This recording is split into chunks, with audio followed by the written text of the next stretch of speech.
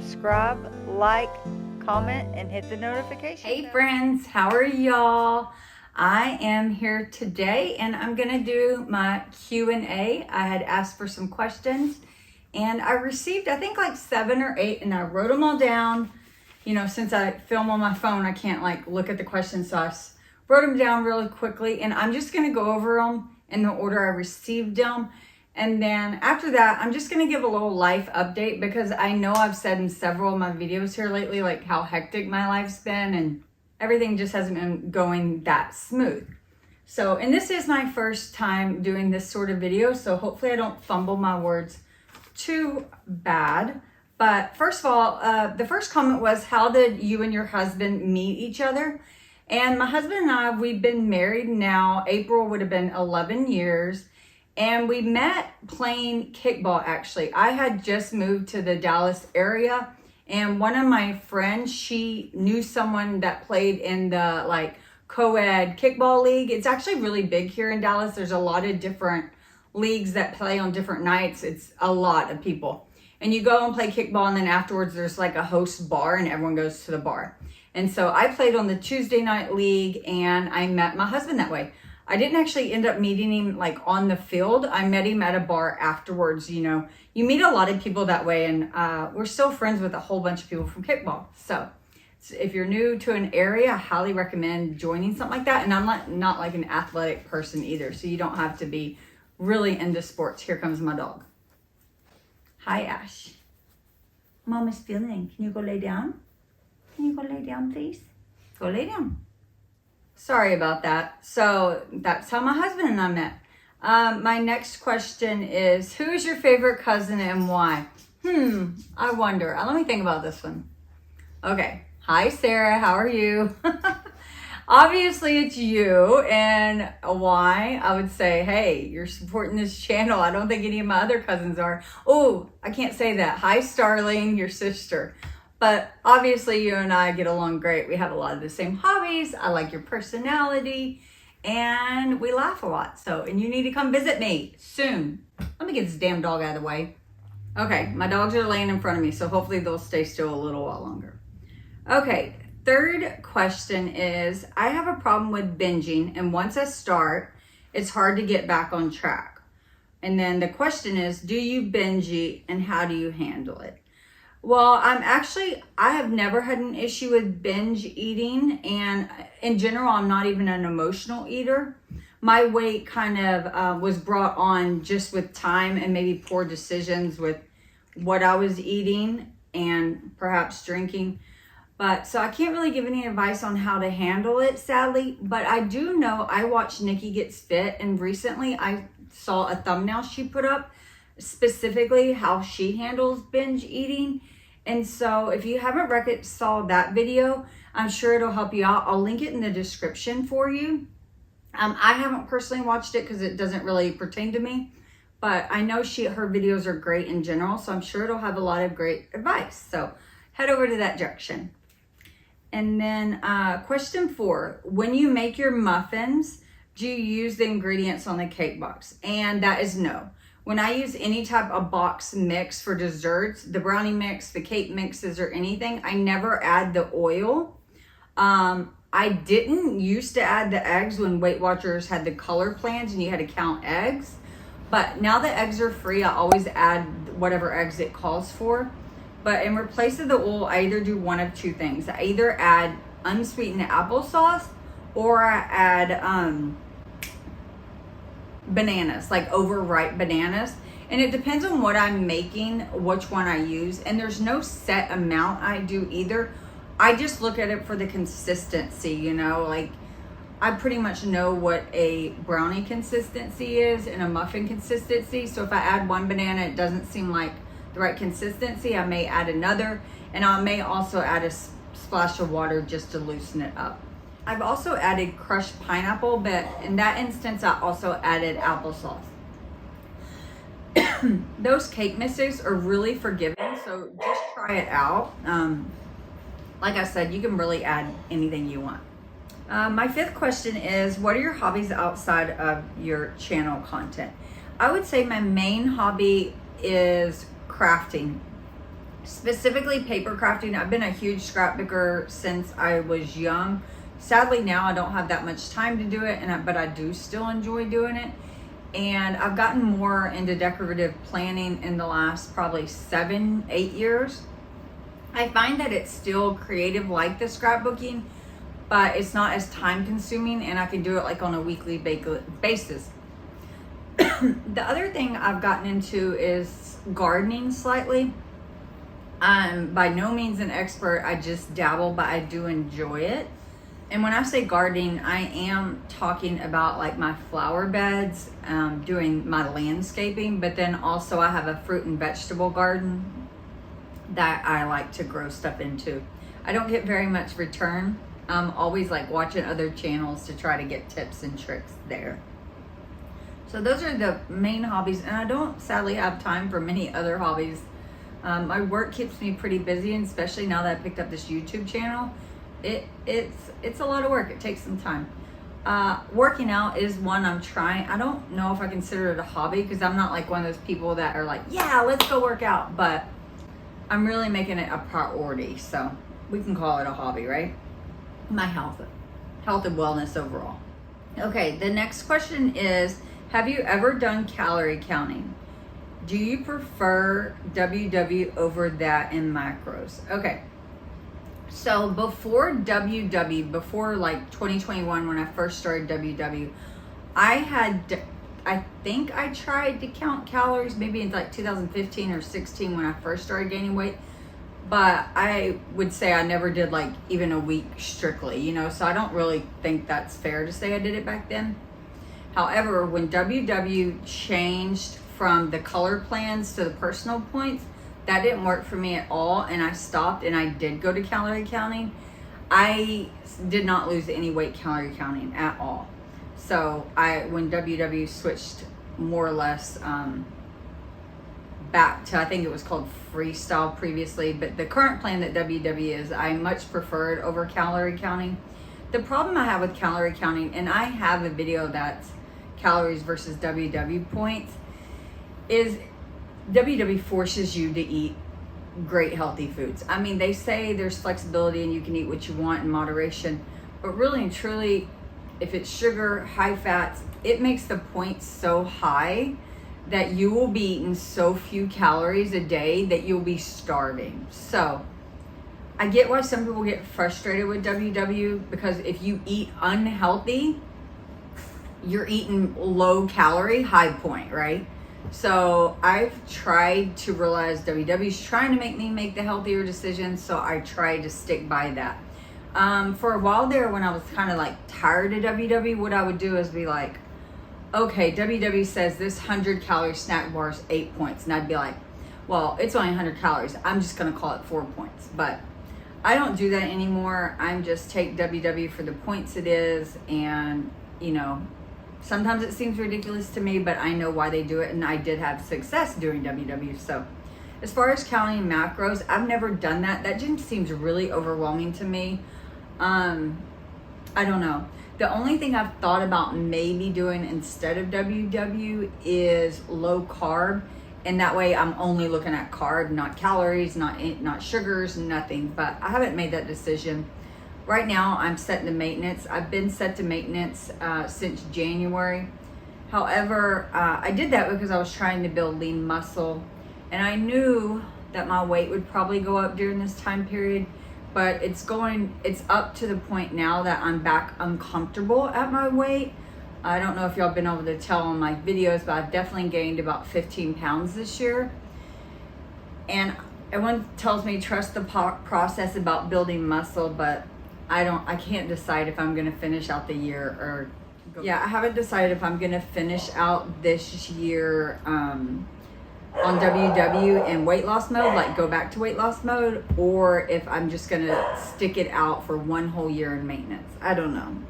But the bad thing is being in maintenance, I still don't feel like I'm eating bad. Like I'm pretty much within my points. I will say I haven't been as consistently tracking. When I lost my most weight, like 40 pounds of WW, I lost 40 was my highest, but then like I've basically maintained at like 35 for over a year. And At that point, I was tracking so well. I mean, if it went in my mouth, no matter if it's 0 point food or not, I was just tracking it. And I realized the other day, I think the app changed ever so slightly, and it's not to me as easy to track now. Like the barcode scanner, like hangs up, putting in onion, it's not at the top of the list. So it's either that, or now that I'm a little bit thinner, my motivation's not as strong. I don't know. I've never really had that discipline to lose weight. On WW was like the first time it ever, clicked to me, and I stayed disciplined enough to lose weight. So hopefully it can happen again, because I'm not happy where I am yet, but I'm not ready to give up. Sorry for rambling.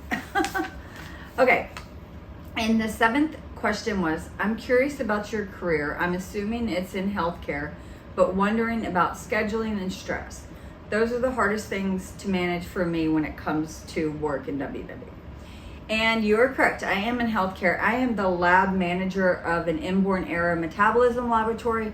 And the easiest way I can describe that to people is, when you have a baby and they have a newborn screening test, well, that's just a screening. And if you get a positive result, then the sample is sent to a lab like mine for diagnostics. We do some more specialty testing as well, not just for newborn screening. But that's the type of lab I'm in. We have a lot of mass specs and whatnot. And fortunately now my lab's Monday through Friday, 9 to 5. So I don't have the scheduling issue, but I do have experience with that, because during COVID, at the height of COVID, the hospital I worked for, they needed hands. And so I worked in that laboratory, the COVID laboratory also. So I'd work my 9 to 5, and then at 5:30 or 6, I would go over to the COVID lab and work till like midnight. So that is mainly how I gained a lot of weight during that time period, during the first year. And then after the first year, I was like, okay, I got to come up with a better solution. The problem with working in healthcare, at least my facility, is there's good food around, like the cafeterias and the little cafes and little restaurants. You have a lot of food options, right? And not all that healthy. So to me, resisting those was difficult. And then also, like you said, scheduling. If you're working 12-hour shifts, just having time to meal prep or bringing something that will maintain, well during those hours. And all I can say is, after that first year, I just kept it so simple and basic. I mean, I'm talking about making sandwiches, making adult Lunchables, but I would vary them up just enough so I'd feel like I was, eating something different. But I think I ate a sandwich pretty much every night I worked in the COVID lab for like 6 months straight.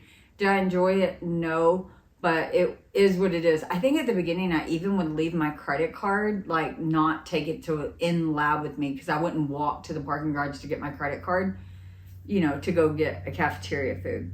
I know. So it's really hard. And then I know if you work in healthcare, most likely you do have at least one day off a week. And on that day, I know you don't want to spend it, meal prepping. Just get rotisserie chicken, get some frozen vegetables, cut the breast up, put the frozen vegetables and microwave vegetables on bottom, chicken on top, and just go with that. Every meal does not have to be a 5-star meal. Just know you'll have better food later at some point, right? That's kind of how I do it. I know that may not be helpful, but I struggled with that too. So, and even at work in healthcare, I feel like there's so much free food. Like, it's always someone's birthday. We're celebrating someone leaving, someone's retirement. Like, it's just someone brings donuts this day. And in my lab, to get over that, we all agreed for the next 6 months, which it ends in July, that no one's bringing a sweet treat. If you bring anything, it has to be what you consider healthy, even if that's like low-cal brownies. And we put not money on it, but we put, if someone breaks it, then they have to give a seminar. So no one's broken it yet. So, okay. So that was all the questions I had. If you have any more questions, you can always leave them on any video, and then maybe I'll do another Q&A later. I'm sure I will at some point. Okay, so now for the life update. I have had it's been a crazy year, but really specifically the last 2 months have been really hectic. So I broke it down, And I know, and the reason why I'm even going over this, because I know in several of my videos I've been like, life's crazy right now, or I have a lot going on, and I don't like vague booking without telling y'all. And so it's nothing too private. So I'm just going to like run through my last 2 months and just give you the rundown. So towards the end of April, most of y'all probably know my husband races BMX bikes. He does that as a hobby. And he goes out of town and travels quite often to go race. So he was out of town at the April 22nd racing his bike, and he wrecked. And he wrecked twice that weekend. And he hit his head, but the medics cleared him and everything. They weren't sure if he had a concussion, but then when he wrecked again later that day, they decided he did have a concussion. So that was a little scary. He doesn't wreck often, so it was kind of really strange that he wrecked like back to back in a weekend. And so the medic like disqualified him. They pulled him out of the race. So he wasn't able to race anymore that day or the rest of the weekend. So that was that. Really didn't think anything of it. And then he came home like on a Sunday. Well, that following Friday, I had dinner with a girlfriend.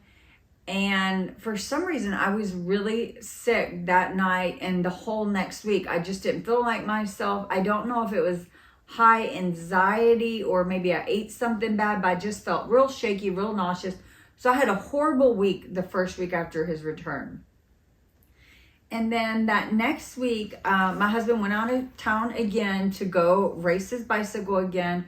And I had a wedding that Saturday, but unfortunately I had a great aunt pass away.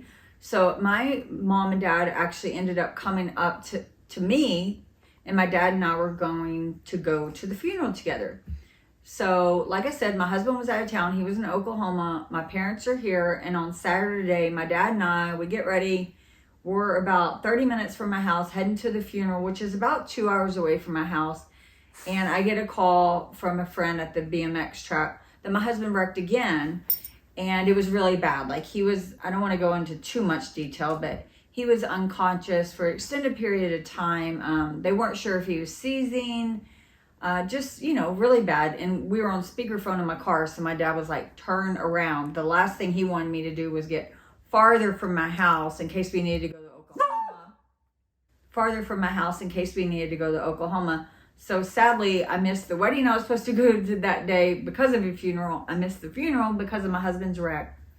But anyways, he ended up going to the hospital in Oklahoma. And we were waiting all day. I wasn't sure do I go to Oklahoma? Do I not go to Oklahoma? Because, he has his car there. There's other people there. I had people here. You don't know what to do. So ultimately, he had an MRI. They did a lot of x-rays. He had some internal bruising and whatnot. But ultimately, thank goodness, nothing major, He was definitely not completely himself at first, but overall, he was fine, but they removed him from racing that weekend again, and then they also removed him now for like 3 or 4 months. And he and I have talked, and he's not racing the rest of the year. We'll discuss it again next year. But anyhow, that was really, really difficult on me because, like I said, I was on the phone with someone for like 5 minutes before they actually knew if he was waking up or not. So that was just crazy. And that was at the beginning of May. And then the very next weekend, we went to Broken Bow. One of my girlfriends, she was turning 40. So we had that planned for a while. So we went up there. And that was a good weekend. But I do sometimes have social anxiety, especially being around people. I just don't sleep much. So you would think maybe that would be a relaxing weekend. And I had a great time, and I'd go again. But it's definitely not relaxing for me. And so then we come home. So the reason why I'm pointing out everything like this is just to say I'm not getting any rest. I'm not sleeping well at all, So at May 20th, after the weekend after Broken Bow, we're so slammed at work, which we have been. We've slammed at work for a year at least. We're short-staffed. I feel like we got a lot of work.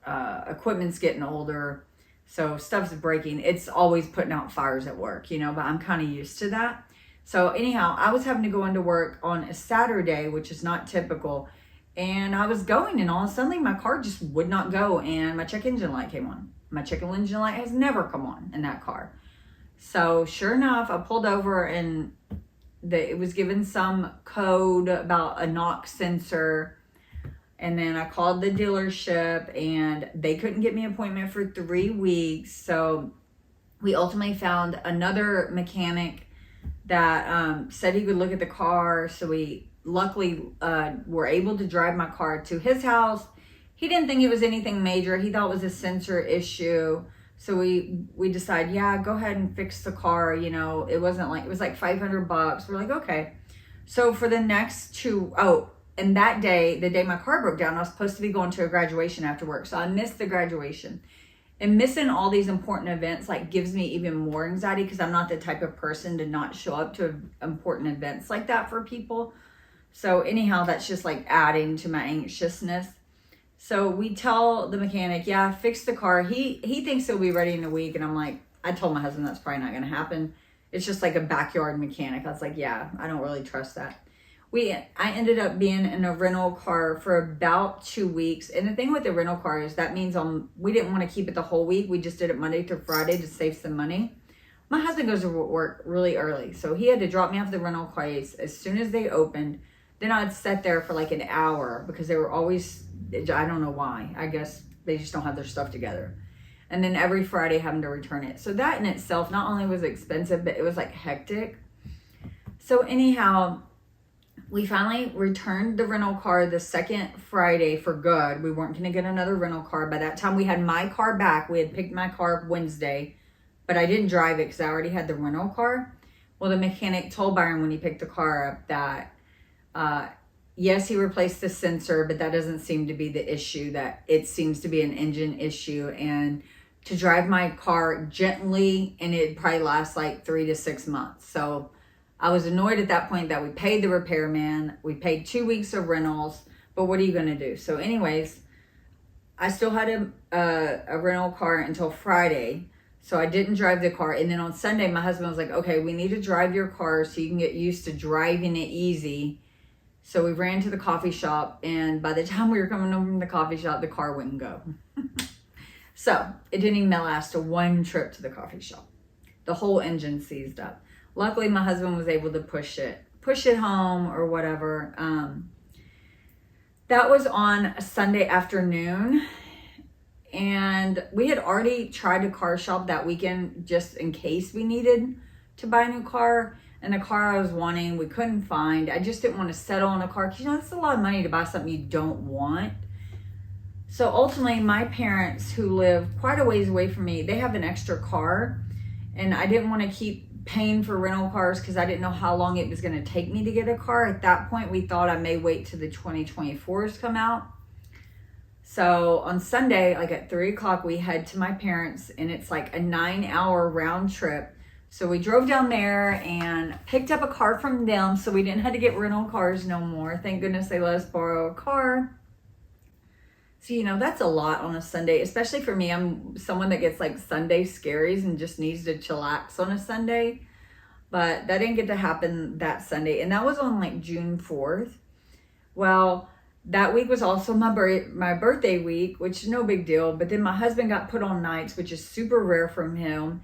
And I will say during this whole time, his work's been crazy too. And his work's not usually crazy, but he's been stressed, which is rare for him. So it just changed like the whole household dynamic too. You know, us being stressed at work, stressed at home, stressed with just stress. So anyways, when we were heading to Missouri to pick up the car, I went ahead and scheduled my car that broke down for like a junk pickup, right? So it was supposed to be picked up for junk on Tuesday. Well, then my dad, who also owns a mechanic shop, but his mechanic shop's like down home. It's nowhere convenient.